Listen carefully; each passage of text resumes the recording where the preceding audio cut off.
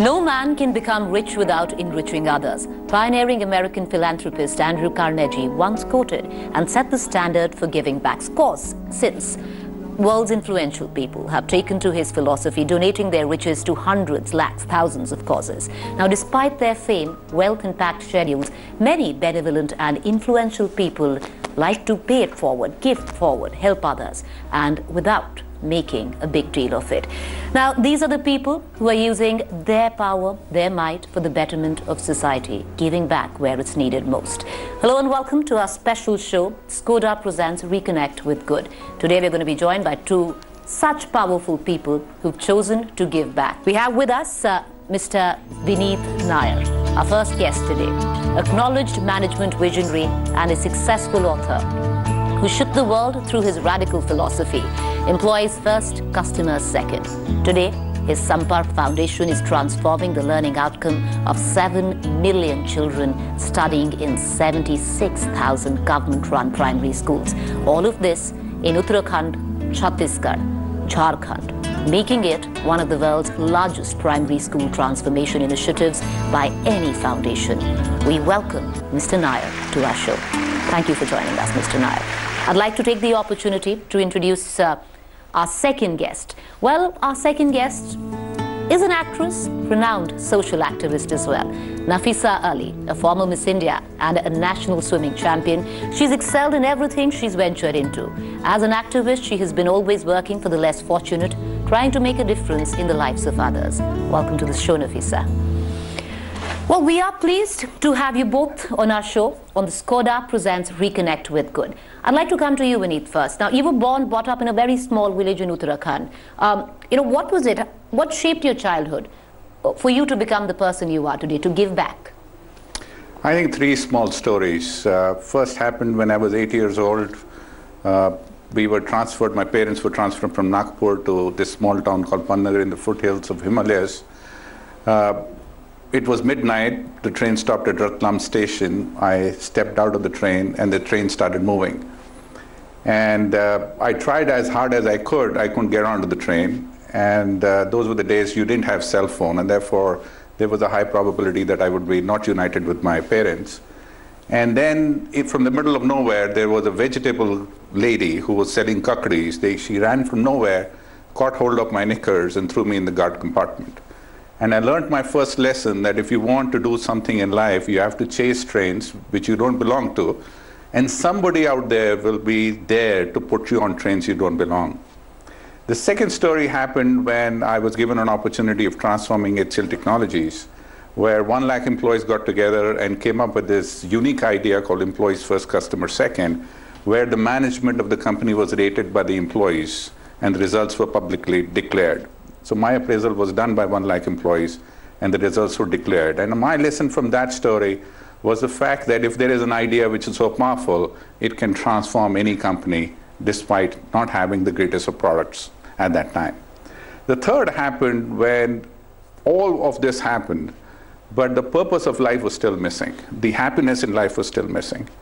And I was inspired by my mother who was a teacher, my wife who was a teacher, and saying we should do something to give back, because that is what happiness is about.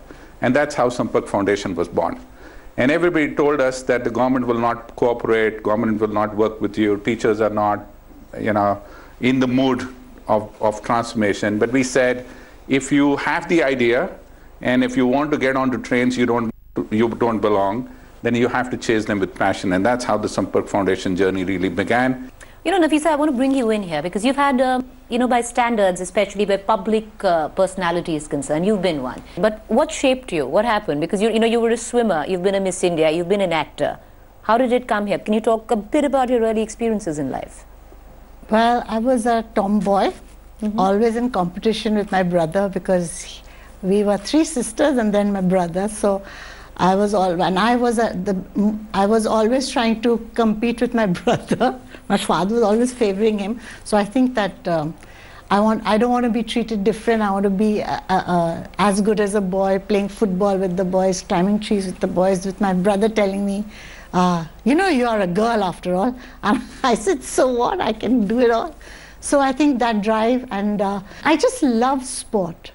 And I think the beauty of my life was that whatever sport I did, I pretty much won, whether it was school level athletics, or I was champion, whether it was inter-school athletics, I was champion, whether it was Bengal, I was champion, whether India's national champion, and whether the rowing champion. Everybody can't be a winner, but everybody can be a good human being.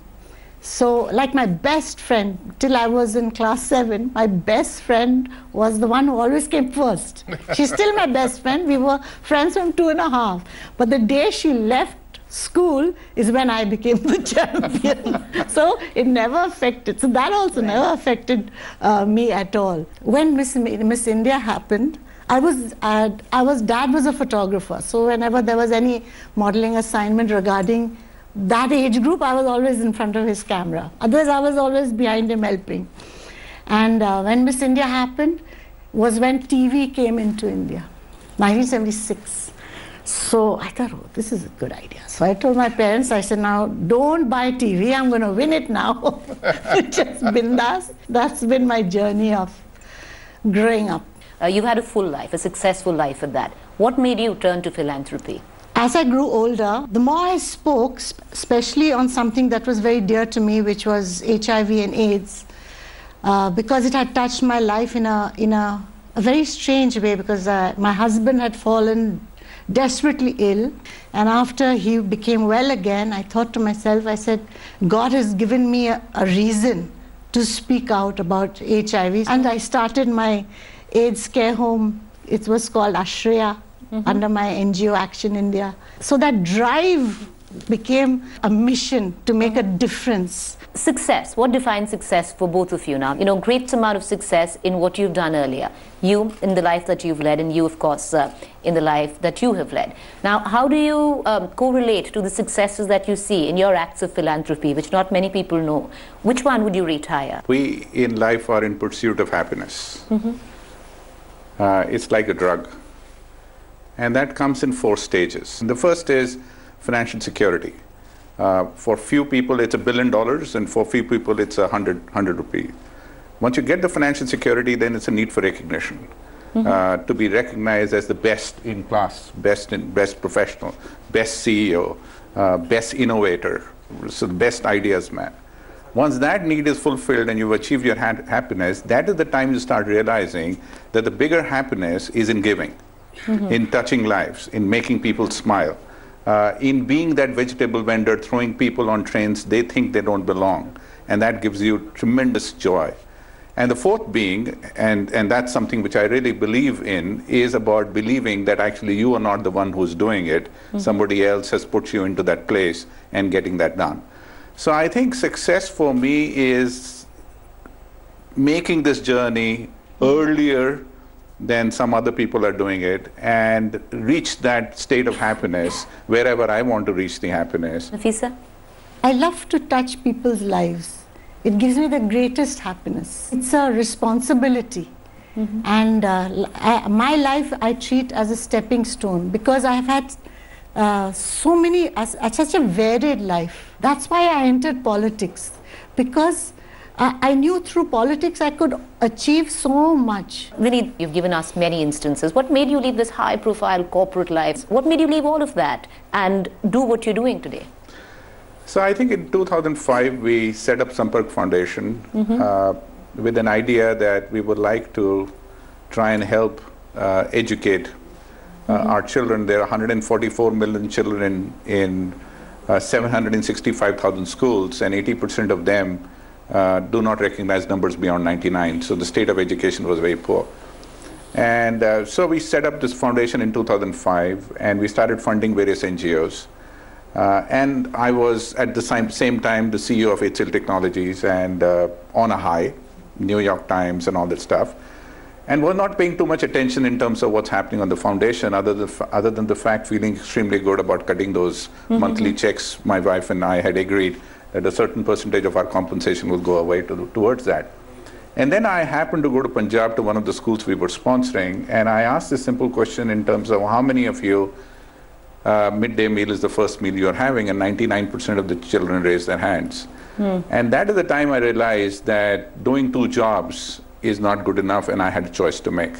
And that is the day I made the choice of the fact that I wanted to quit corporate life and dedicate my life to try and see if I can touch lives of more children so that they don't raise their hands, that the first meal for them is the midday meal. For many years I was doing what I was expected to do. Now I'm doing what I want to do. All right.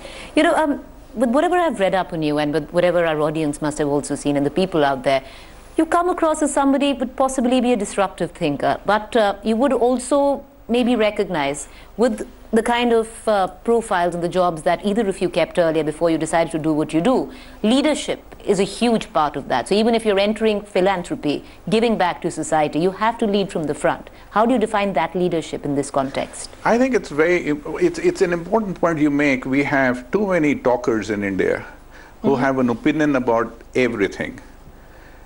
The definition of leadership, the definition of transformation is to transform something, to change the form of something permanently. You need a leader to transform something.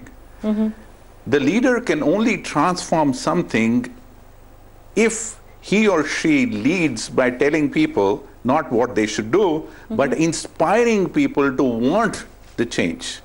So that ability to inspire people, that inspiration that they want the change, will make the change permanent is leadership. And that is what we find missing. So even in our school education program, many people said that the 2-3 million teachers are actually a problem. And I said our teachers are our solution. We have to figure out a way of inspiring them. And that's how I borrowed from Bollywood, Vidya Balan's voice, put that in an audio device, and we brought Bollywood to the classes through songs and dance. We teach maths and English. And suddenly this teacher has become a hero. She is the source of the song and dance. She is the source of the joy. And suddenly this teacher is the solution. And that inspiration that teacher has found, to me, that is leadership. We're in conversation with Vineet Nayar and Nafisa Ali. And, you know, Vineet, you take the question. Like, you've been involved in the field that you have been right now. And with a concerted goal, what do you look at? Do you know where you're going to reach? Do you know the end product of what you started? I think the beauty of social sector change, leveraging innovation to try and achieve large-scale change, is that the tank is so empty that there can be no objective, there can be no end. In the corporate life I've run for 25 years, it was always about quarter by quarter, year by year, innovation, new markets, new products, new pricing. It was easier. Here you're dealing with people's life.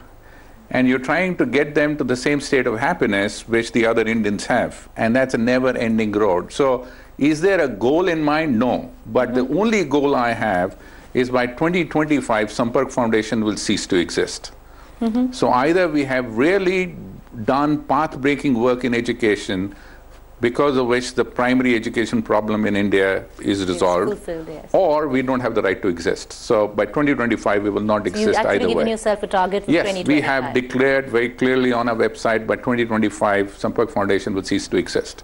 Because either we have achieved our purpose, or we are useless. You know, I want to ask you another question. You've seen both sides of the divide. You've seen, you know, the role that you're playing right now of giving back, being a philanthropist, learning the ropes in that. But you've been also, like we said, your corporate life. You know, it's a question that many of us ask and we think of, are the corporates doing enough? I would believe no. And my answer is built differently. I think what the social sector needs is the corporate mind more than the corporate money. I think we have solutions at the size and scale which are unique in the world, whether it is AIDS, or it is water, or it is health, or it is education. I don't think it's just pouring billions of dollars into it will solve the problem. What are those unique, frugal innovation ideas that will bring about large-scale transformation? So what I'm looking forward to is more and more people will quit their corporate life and go and try and pursue goals on the social sector. And because of their friends and families or their own wealth, the wealth will come behind them. And the money will come. But I think what we definitely need, we need money.